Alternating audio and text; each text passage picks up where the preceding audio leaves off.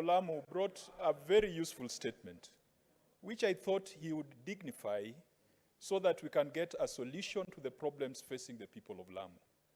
The issue of compulsory acquisition, the issue of broken promises, the issue of the marginalization of the people of Lamu over the years. Mr. Speaker, I would ordinarily have responded to Senator Cherargei's preamble before he went into the substantive issues. In fact, I would have encouraged Senator Osotsi to ignore Senator Cherargei and treat his comments with the contempt that it deserves, because he does not speak for the majority side. He is not the leader of majority. He is not the deputy leader of majority. He is not the whip.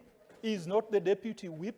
He is not the chair of a committee. And so I want to encourage Senator Osotsi and the members on the minority side that those are personal comments that should be ignored and treated with the contempt that it deserves.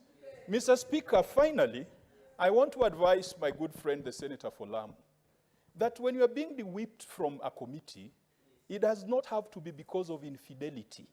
It could be because of incapacity. You are not performing. You are not performing.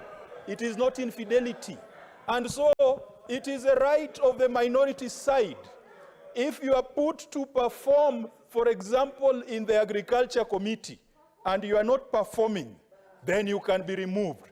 So Senator for Lamu must know that any decision on the whipping is not because of their infidelity, which is a matter of public knowledge. It is an issue of their individual incapacity to do the work that they are supposed to do.